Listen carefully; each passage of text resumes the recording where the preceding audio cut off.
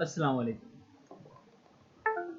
आज जो हम करने जा रहे हैं वो बेसिकली असाइनमेंट जो कि मैक्रो इकोनॉमिक्स से रिलेटेड मिला है। कुछ स्टूडेंट्स ने मुझसे पूछा और कुछ को बेसिकली उसमें गाइडेंस चाहिए थी कि सर ये सॉल्व कैसे हो। तो मैंने सोचा कहते हैं कि मैं इस पर एक वीडियो बना दूँ जिसमें मैं आपको ये गाइड कर दूँ थ्रू आउट द वीडियो कि क्या क्या चीज़ें इसमें पूछी गई हैं और इसको कैसे कैसे सॉल्व करना है।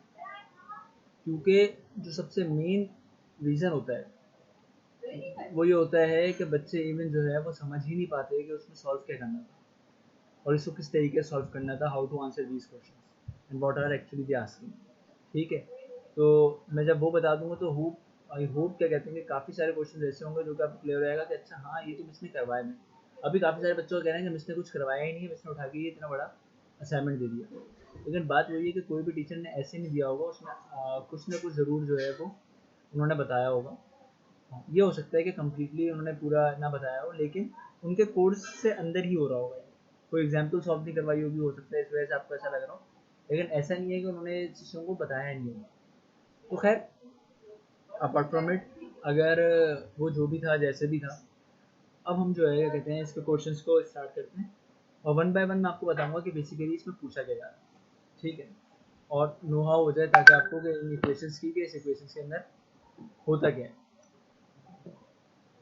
अच्छा देखें, ये आपके पास जो है आपकी स्क्रीन पे जो नज़र आ रहा है ये बेसिकली आपका असाइनमेंट है।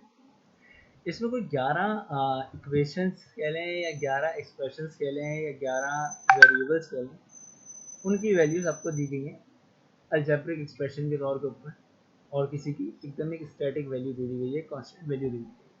अच्छा, अब इसमें सबसे पहले जो आ रहा है वो आ रहा है y is equal to A और ब्रैकेट ओपन 0.001 के और n into N minus 0.0025 into N square bracket close.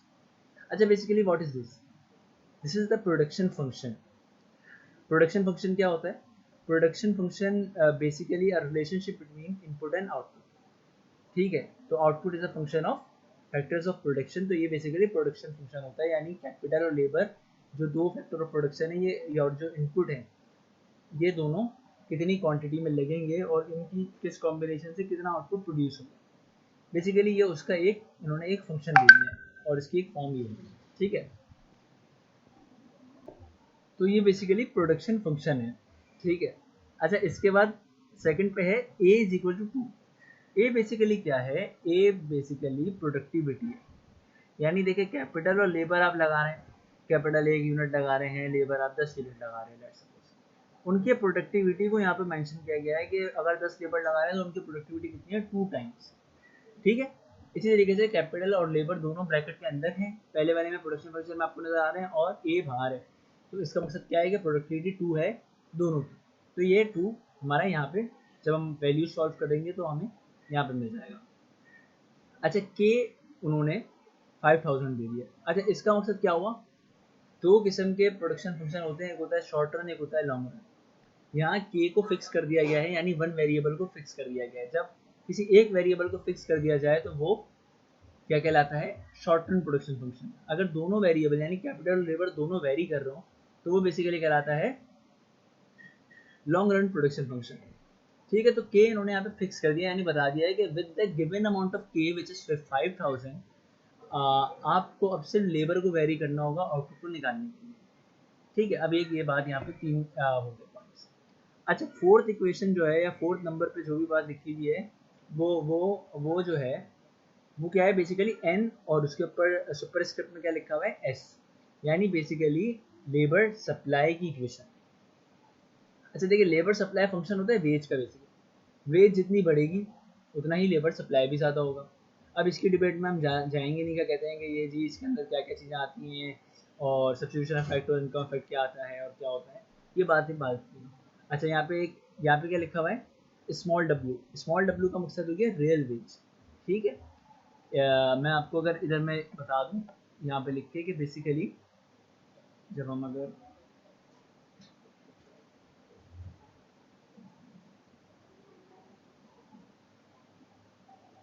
तो मैं यहाँ लिख के बता दूं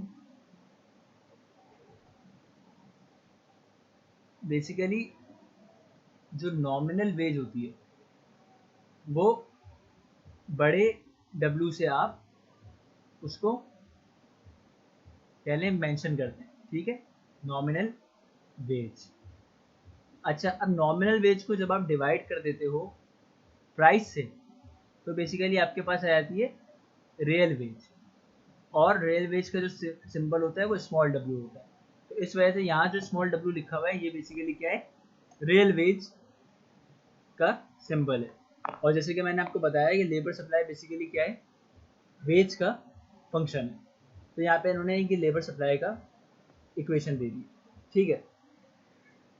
अच्छा, उसके बाद जब आप फिफ्थ पर आएंगे तो ये क्या है, ये कंजम्पशन फंक्शन लिखा हुआ है। कंजम्पशन फंक्शन बेसिकली क्या होता है, कहते हैं कि आप ये डिपेंड करता है इंटरेस्ट रेट पे और आउटपुट पे। अच्छा, अब इसके अंदर जो है y माइनस टी एक चीज लिखी हुई है, 300 प्लस 0.8 और ब्रैकेट में y माइनस टी। अच्छा, y माइनस टी का मकसद क्या है, एक होती है हमारे पास डिस्पोजेबल इनकम, एक होती है हमारे पास इनकम, और एक कहलाती है इनकम आफ्टर टैक्स। तो इनकम आफ्टर टैक्स जो होती है वो डिस्पोजेबल इनकम कहलाती है। तो बेसिकली जो कंजम्पशन है वो डिस्पोजेबल इनकम का फंक्शन होता है, ठीक है। मैं यहाँ लिख रहा हूँ कि जो कंजम्पशन है ना वो फंक्शन है बेसिकली डिस्पोजेबल इनकम का और साथ ही इंटरेस्ट रेट का। अच्छा, इंटरेस्ट रेट भी मैं आपको बता दूं कि ये जो आई है ये interest rate basically nominal interest rate है, ठीक है, इंटरेस्ट रेट।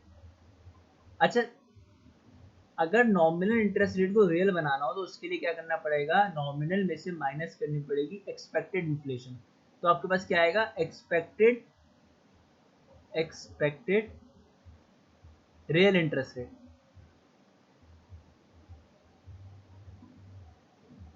ठीक है। तो यहाँ पर जो है जो आपको फंक्शन दिया हुआ है वो बेसिकली क्या दिया हुआ है, यहाँ पे अगर आप देखें तो ये रहा डिस्पोजेबल इनकम, और यहाँ पे आपको आर नजर आ रहा है, ठीक है। इसका मतलब बल्कि अब मैंने सॉरी मैंने ये गलती, ये आर ही लिख रहा था मैं, मैंने आई कह दिया इसको, ये आर है, ठीक है, यानी रियल इंटरेस्ट रेट का फंक्शन है बेसिकली। अब यहाँ रियल इंटरेस्ट रेट दिया हुआ है, अगर नॉमिनल दिया हुआ होता तो आप उसको रियल बना सकते थे, ठीक है। वैसे हम सारी चीज़ों को अपने रियल में ही लेकर आएंगे एट दी एंड। अच्छा, अच्छा, अब डिस्पोजेबल इनकम बेसिकली मैंने आपको क्या बताई, इनकम आफ्टर टैक्स। तो इनकम वाई माइनस टैक्स, तो जो आती है वो डिस्पोजेबल इनकम कहलाती है। तो इसलिए आप यहाँ पे देख रहे हैं कि कंजम्पशन फंक्शन में जब यहाँ वाई डी होना चाहिए था, वाई डी की जगह वाई माइनस टी है, ठीक है। तो यानी टैक्सेस को माइनस करना है। अब साथ ही इसके जब आप देखेंगे बराबर में तो टी की वैल्यू दी हुई है, यानी टैक्स की भी वैल्यू दी हुई है। और टैक्स इस पर डिपेंड करता है, ये बेसिकली कौन सा टैक्स है, डायरेक्ट टैक्स, इनकम टैक्स जैसे होते हैं, जितनी इनकम बढ़ेगी उतना टैक्स बढ़ेगा। एक तो देखें ये आ गया 20%, यानी इनकम अगर नहीं भी है, जीरो भी है, तो भी आप 20% टैक्स दे रहे हैं, कोई सा भी टैक्स आप कह सकते हैं इसको। लेकिन ये जो है खास तौर पे ये बेसिकली इनकम टैक्स है।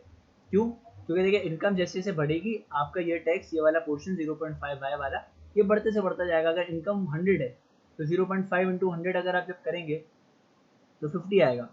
अगर इनकम 1000 हो गई तो 500 आएगा। इस तरह टैक्स बढ़ता जाएगा, ये इनकम टैक्स के तरीके का। अच्छा, जो ये आई लिखा हुआ है ये बेसिकली इन्वेस्टमेंट है। इन्वेस्टमेंट में एक वो वाली इन्वेस्टमेंट है जिसको हम कहते हैं ऑटोनोमस इन्वेस्टमेंट, यानी इंटरेस्ट रेट से रिलेशनशिप है इन्वेस्टमेंट का, और वो नेगेटिव है, यानी जितना इंटरेस्ट रेट बढ़ता है तो लोन उतना ही मुश्किल हो जाता है लेना। इसकी वजह से इन्वेस्टमेंट मुल्क में कम से कम होती है। और जैसे कि आज आपकी सूरत हाल में देख रहे होंगे कि मॉनेटरी पॉलिसी जब भी स्टेट बैंक अनाउंस कर रहा है हर 3 महीने बाद, वो कंटिन्यूसली इंटरेस्ट रेट को डिक्रीज से डिक्रीज करता जा रहा है। और अब शायद वो 13 पॉइंट कब कुछ पे टच करा था शुरू में कोविड से पहले, और अब वो 8 या 7 पे आ गया है। वो बेसिकली इन्वेस्टमेंट अट्रैक्ट करने के लिए, क्योंकि जितना इंटरेस्ट रेट कम होगा लोन आप ज़्यादा इजीली ले सकते हैं इन्वेस्टर, और पे ऑफ करना उसके लिए ज़्यादा चीपर होगा अगर एज कम्पेयर टू जब इंटरेस्ट रेट ज़्यादा हो तो इन्वेस्टमेंट आपकी बढ़ेगी। तो इन्वेस्टमेंट बढ़ाने के लिए ये लोग इंटरेस्ट रेट कम कर रहे हैं। तो ये बेसिकली इन्वेस्टमेंट किसका फंक्शन हो गया, इंटरेस्ट रेट का, ठीक है। और यहाँ पे भी देखें आपको आर नजर आ रहा है, यानी रियल इंटरेस्ट। अच्छा, उसके आगे क्या लिखा हुआ है, गवर्नमेंट परचेजेस। गवर्नमेंट परचेज हमें पता है क्या होती है, कि जो जो इंफ्रास्ट्रक्चर पे गवर्नमेंट लगाती है वो बेसिकली, या कोई चीज़ें खरीदती है गवर्नमेंट, तो वो गवर्नमेंट परचेज होती है। वो 50 है, वो एक स्टैटिक कॉन्स्टेंट पॉइंट दिया हुआ है, यानी ये किसी चीज़ के ऊपर डिपेंड नहीं कर रही है, गवर्नमेंट की अपनी मर्जी है कि वो कितना लगाती है। अच्छा, जो एल है ना वो एल बेसिकली क्या है, तो एल है मनी डिमांड, ठीक है, इसको हम एल भी, इसे एल से भी डिनोट करते हैं। और मनी डिमांड किसका फंक्शन है, इनकम और इंटरेस्ट रेट का, लेकिन यहाँ आप जो इंटरेस्ट रेट देख रहे हैं वो आई देख रहे हैं, ठीक है, यानी नॉमिनल इंटरेस्ट रेट।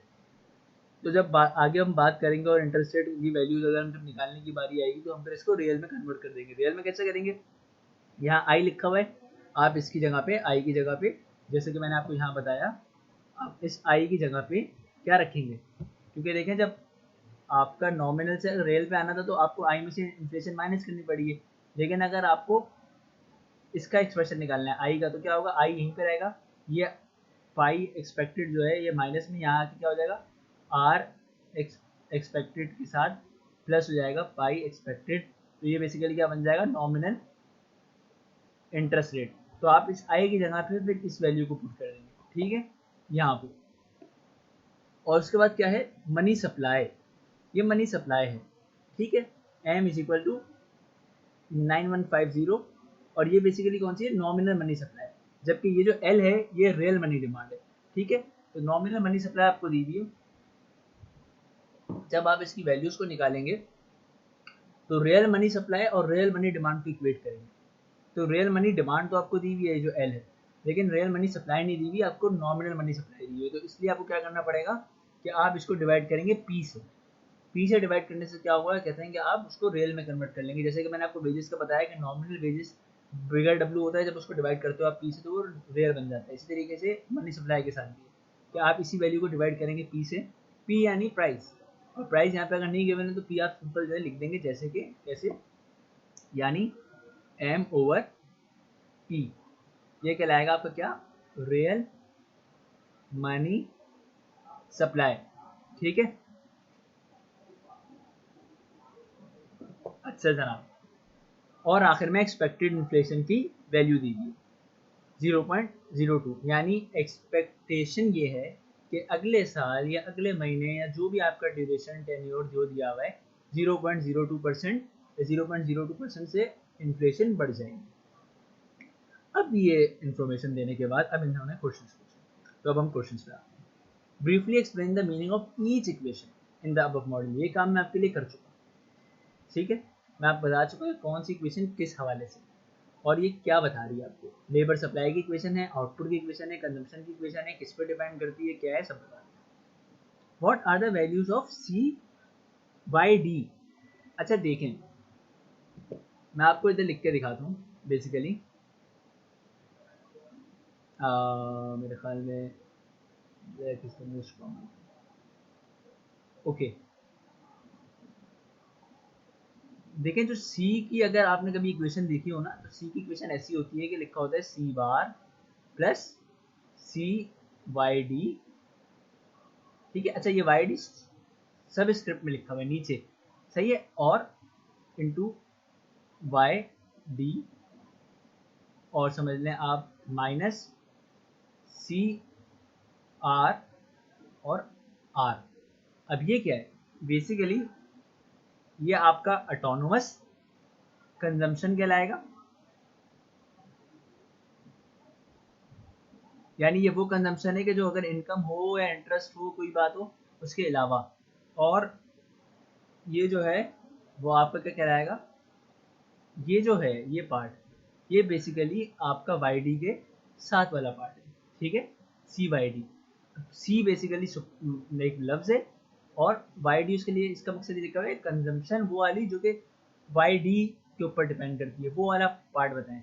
इस तरीके से आपने इधर देखा कि लेबर सप्लाई के ऊपर क्या लिखा हुआ है एन और ऊपर एस, इसका मतलब लेबर सप्लाई, लेबर भी, और अगर डी लिखा होता है डिमांड कहलाती है। इसी तरीके से जो यहाँ पे सी वाई डी बोला है इन्होंने, वो बेसिकली क्या है कि वो कंजम्पशन का वो वाला पार्ट बताएं जो आपका डिस्पोजेबल इनकम से रिलेट करता हो, यानी जो डिस्पोजेबल इनकम के साथ लिखा है, ठीक है।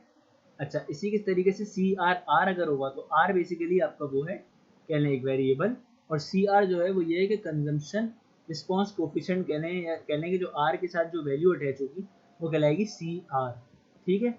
इसी तरीके से क्या है ये आई, मेरे ख्याल में ये है I R, I R basically क्या होगी, इन्वेस्टमेंट की इक्वेशन में आर के साथ जो वैल्यू अटैच होगी।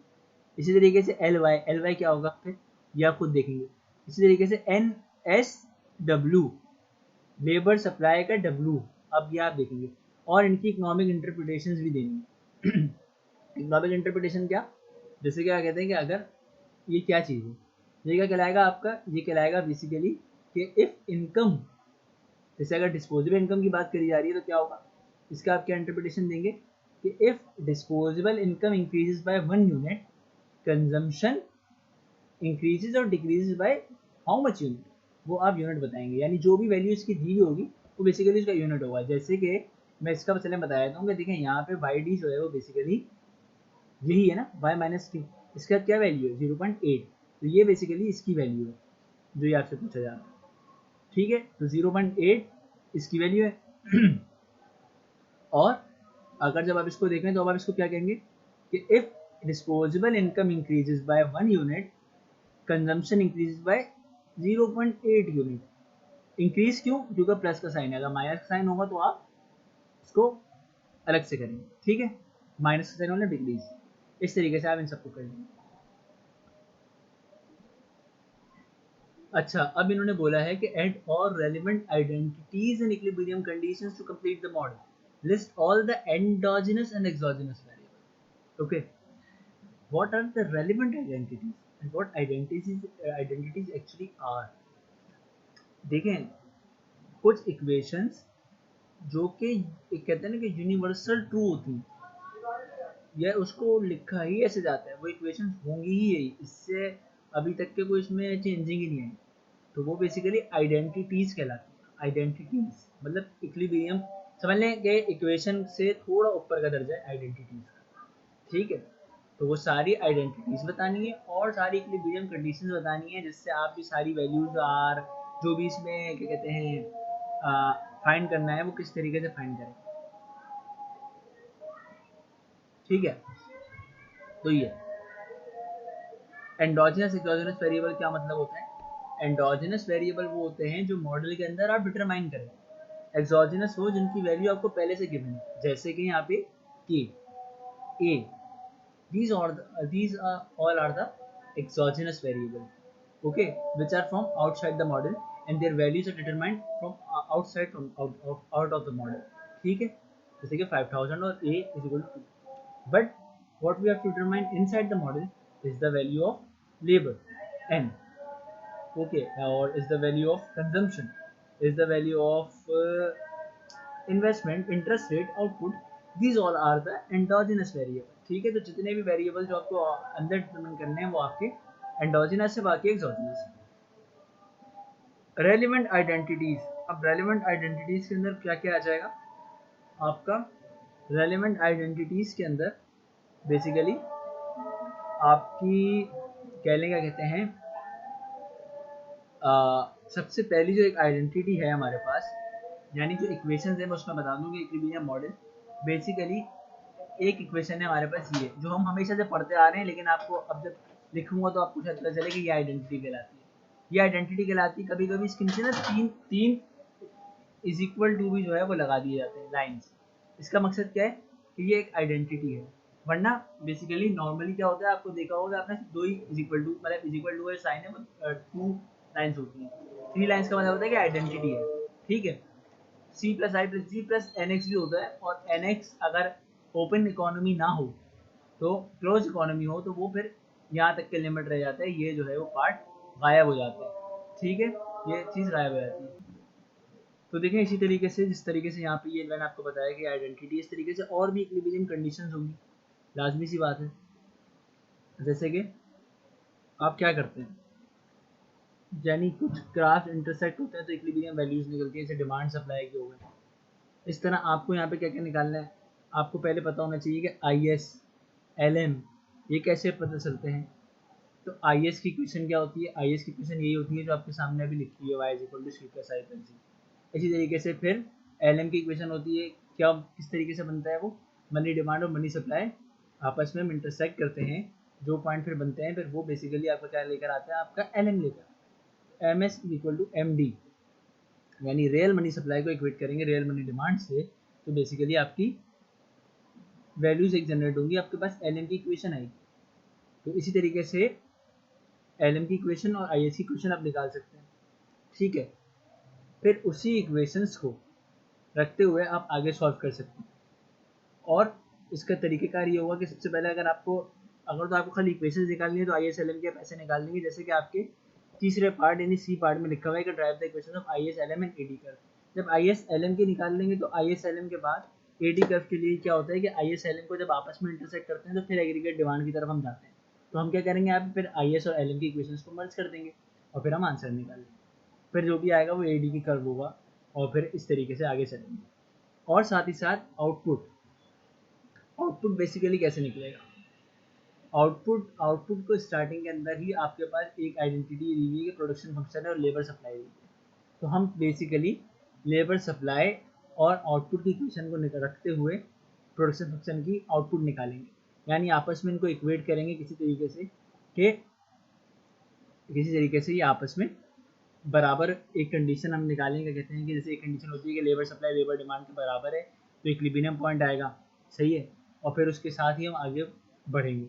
तो ये बेसिकली इस तरीके से आपके पास जो है वो आउटपुट का भी आउटपुट निकल आएगा। और जब आउटपुट निकल आएगा तो फिर आप जो भी ड्राइव करिए आपने वो इक्वेशन सारी, यानी पहले तो जो सेकंड पार्ट में तो आपको क्या लिखना होगा कि उन सारी इक्वेशंस के नाम, बस कि IS इक्वल टू LM होना चाहिए, लेबर सप्लाई लेबर डिमांड होना चाहिए, मनी डिमांड मनी सप्लाई होना चाहिए, ये सारी इक्वेशंस की कंडीशन लिख देंगे, ये कंडीशन होती है, ठीक है।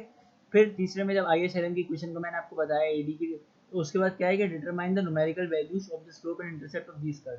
जब ISLM की इक्वेशंस आपके पास आ जाएंगी तो जिस भी टर्म में निकाली हुई, जैसे कि आपने कहा है कि कहते हैं कि interest rate is a function of output या output is a function of interest rate, किसी भी फॉर्म में निकाली हुई तो एक तरफ आपका कोई एक होगा यानी R वेरिएबल होगा इज इक्वल टू की एक तरफ और दूसरी तरफ Y होगा। तो Y के साथ जो भी वैल्यू अटैच होती है, बेसिकली जो भी किसी वेरिएबल के साथ वैल्यू अटैच होती है वो स्लोप होता है उस इक्वेशन का, और जो किसी भी वैल्यू के साथ नहीं होता, जो कि खाली एक नंबर होता है, वो बेसिकली इंटरसेप्ट होता है। तो इस तरीके से आप ये भी निकाल लेंगे और उनका इंटरप्रिटेशन क्या होगी, वही इंटरप्रिटेशन जैसे मैंने ऊपर दी कि अगर एक पॉइंट से जो है आउटपुट बढ़ेगा तो इंटरेस्ट रेट इतने से गिरेगा, जो भी इसका स्लोप होगा वही बेसिकली आपका चेंज होगा। अच्छा, अब कह रहे हैं कि चौथे पार्ट में डी पार्ट में कि determine the equilibrium level of all endogenous variable under the assumption of classical macroeconomic framework, ठीक है। अच्छा, अब इक्विलिब्रियम वैल्यूज निकालनी है, जो भी एंडोजेनस वेरिएबल जो कि ऊपर आपने डिटरमाइन करे होंगे भाई ये मालूम करेंगे तो आपको निकालना है। तो कैसे, सबसे पहले आप आउटपुट निकाल लेंगे, उसके बाद जो आपने ISLM की इक्वेशंस लगाई होंगी उसमें आप उस आउटपुट को प्लग इन करेंगे और इंटरेस्ट रेट निकाल लेंगे, और इंटरेस्ट रेट के बाद आप प्राइस निकाल लेंगे, और इस तरीके से आपकी सारी चीज़ें एक के बाद एक फौरन निकल जाएंगी जब आपके पास ये तीनों चीज़ें आ जाएंगी, ठीक है। कोई ऐसा मसला नहीं होगा। ISLM से आप जब शुरू करेंगे तो आपके पास सबकी इक्विलिब्रियम वैल्यूज आ जाएंगी, उसके बाद आप एक एक में डाल दें, जैसे कंजम्पशन में डाल दें R की वैल्यू, टैक्स के अंदर जो है यहाँ पे जैसे कि सबसे पहले आपने टैक्स निकालना होगा तो Y की वैल्यू आप डाल देंगे जो आपने पहले निकाली होगी, तो आपका टैक्स की एक टोटल अमाउंट आ जाएगी। फिर उस टैक्स की वैल्यू को आप यहाँ डाल सकते हैं और इंटरेस्ट रेट की वैल्यू को डालेंगे तो कंजम्पशन आ जाएगा। इस तरीके से यहाँ R इंटरेस्ट रेट की वैल्यू को डालेंगे तो इन्वेस्टमेंट आ जाएगी। यहाँ I है, I क्या है R प्लस पाई, तो R की वैल्यू आपके पास निकल चुकी होगी, पाई की वैल्यू दी है आपके पास, ये भी आ जाएगा, आउटपुट भी आ, तो ये सब एक साथ सॉल्व होती है। Beginning from the initial classical equilibrium suppose that government expenditure increase by 18, यानी अब पूरा का पूरा वो सारा काम वैसे ही होगा, गवर्नमेंट एक्सपेंडिचर बढ़ा दिए गए हैं 18 कर दिए 18 से और मजीद बढ़ा दिए गए, यानी इंक्रीज बाय, इंक्रीज टू नहीं है, इंक्रीज बाय का मतलब क्या है, कहते हैं इससे और बढ़ गए यानी 68 होगा। तो जब 68 होगा तो अब क्या होगा कि अब आपके पास एक इक्वेशन नहीं आ जाएगी, कौन सी, IS की इक्वेशन। क्यों, क्योंकि IS की इक्वेशन में हमने देखा, मैंने आपको बताया था कि y equal to C plus I plus G, ये IS की इक्वेशन है। तो देखें जी चेंज हो रहा है ना, इसके अलावा तो और कोई चीज़ चेंज नहीं हो रही, तो आपके IS की इक्वेशन नहीं आ जाएगी। जब आप इक्वेट करेंगे फिर उसको ISLM को तो आपके पास कोई नया वैल्यू आ जाएगी, और आउटपुट आपने पहले से ही निकाला होगा, क्योंकि मैंने आपको बताया कि प्रोडक्शन फंक्शन और इससे निकलेगा। तो निकालने के बाद आप इसको आगे कर सकते हैं, ठीक है। तो इस तरीके से आपका जो है वो ये भी निकल जाएगा। बेसिकली देखिए मैं चाह रहा बस ये रहा हूँ, क्या कहते हैं कि आप लोग समझ के खुद से करें, ठीक है। बताना मेरा मकसद नहीं है, ना मैं चाह रहा हूँ कि कहते हैं कि मैं जो है वो किसी को सॉल्व करके दूँ, ठीक है, और ना मैं करना चाहूँगा ना मैं करूँगा। मेरा जो मेन मकसद है वो ये है कि आप लोग करके समझ जाओ, और समझने के बाद जो है आप लोग खुद से कोशिश करो, ठीक है, ताकि कम से कम आपकी एफर्ट हो कि आगे अगर आपको पेपर में आते तो आप कर सकें। Calculate the short run and long run impact of this policy on all endogenous variable, ठीक है। अच्छा, अब शॉर्ट रन में क्या होगा, शॉर्ट रन में जो ये वाली बात है ना, suppose that government expenditure increase by 18, calculate the short run and.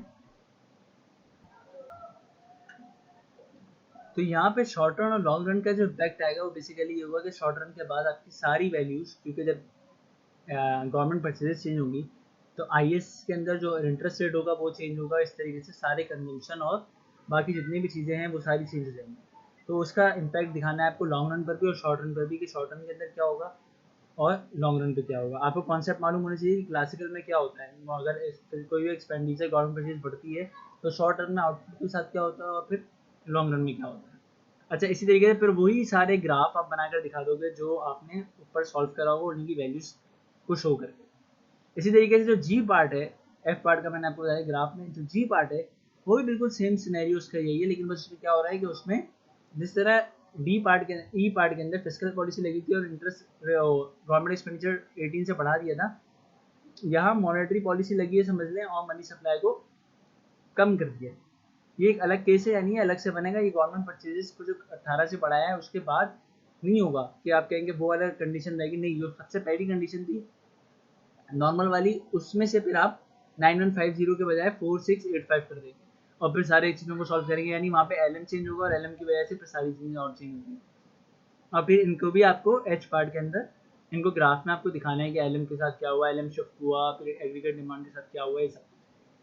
अच्छा, फिर वो बोल रहे हैं कि अगर अब जब जैसे कि अगर इक्विलिब्रियम से आप हट गए, जो कि आप हट जाएंगे क्योंकि आप जब मनी सप्लाई बढ़ाएंगे तो आप किसी और पॉइंट पे आ जाएंगे, तो आपको अगर वापस उसी पॉइंट पे आना है तो क्या करना पड़ेगा। तो फिर आप ये वहाँ पे देखेंगे ग्राफ के अंदर कि हो क्या रहा है, आउटपुट बढ़ रहा है, कम हो रहा है, क्या। अगर आउटपुट बढ़ रहा है तो अगर आप वापस से उस पॉइंट के ऊपर पहुँचने के लिए आपको क्या करना पड़ेगा, कॉन्टेक्शनरी फिस्कल पॉलिसी लगाएंगे या कॉन्टेक्शनरी मॉनेटरी पॉलिसी लगाएंगे, तो ये पॉलिसी आपको बताना है। फिर जो आखिरी पार्ट है, जे पार्ट, वो पार्ट क्या है बेसिकली, कि जैसे कि ऊपर 9 वाली जो आपकी इक्वेशन है जहाँ पे 250i लिखा हुआ है, इनका कहना ये है कि अगर एल आई जो है वो टेंड्स टू जीरो हो जाए, टेंड्स टू जीरो का मतलब कि यहाँ पे जो हमने 250 लिखा हुआ है वहाँ वो जीरो हो जाए, यानी इंटरेस्ट इन इलास्टिक हो जाए मनी डिमांड। इन इंटरेस्ट इलास्टिक में जैसे आपने मल्टीप्लायर में देखा होगा तो क्या होता है, मनी डिमांड एकदम स्ट्रेट बनेगी, सही है, यानी वर्टिकल। तो फिर क्या होगा मॉडल पे, तो फिर क्या इफेक्ट आएंगे, तो जब आप इसको वर्टिकल बनाएंगे या जब आप इस इक्वेशन के साथ सॉल्व करेंगे तो क्या होगा, आपका बिल्कुल शेप चेंज हो जाएगा मनी डिमांड का शेप चेंज होगा तो एलएम का शेप चेंज हो जाएगा। तो ये आप दिखाएंगे, उसके बाद वो बोलेंगे will the fiscal policy of part E, यानी जो वेटिंग बढ़ाया था तो क्या अब वो इफेक्टिव रहेगी। तो यानी अब इस एलएम के साथ आप सॉल्व करेंगे और आप फिर दिखाएंगे कि क्या आउटपुट का चेंज आया, तो फिर वो आपको बताया जाएगा कि हाँ भाई अच्छा इसकी वजह से फुल्ली इफेक्टिव है, इनफेक्टिव है, क्या है। ठीक है, वही आप ग्राफ और मल्टीप्लायर्स के थ्रू समझा देंगे जो आपने शुरू में करा था। ठीक है, तो ये बेसिकली मैंने आपको ओवरव्यू दे दिया है। इस ओवरव्यू में कहीं कंफ्यूजन होती है तो वो मैं आपको बताने के लिए तैयार हूँ, लेकिन सॉल्व सॉल्यूशन मिलना ना तो आप लोगों के लिए अच्छा है और ना प्रोवाइड किया जा सकता है, क्योंकि लाजमी सी बात है टीचर ने अगर आपको दिया है तो ये आपको पॉइंट ऑफ व्यू से दिया है कि ताकि आप लोग समझ सकें, आप लोगों को आ सके कि ये क्या पूरा का पूरा, और ये बहुत कहने कंप्लीट एक असाइनमेंट है जिसके बाद आपको काफ़ी सारी चीज़ें क्लियर हो जाएंगी। ठीक है, तो कोई भी इसमें रिगार्डिंग कोई भी क्वेरी हो वो आप मुझसे ज़रूर पूछें। ठीक है, और ये बस आपके लिए बनाया गया ताकि थोड़ा आपको एक आइडिया हो जाए और जितना मैक्सिमम आप कर सकते हैं आप वो करें। Thank you.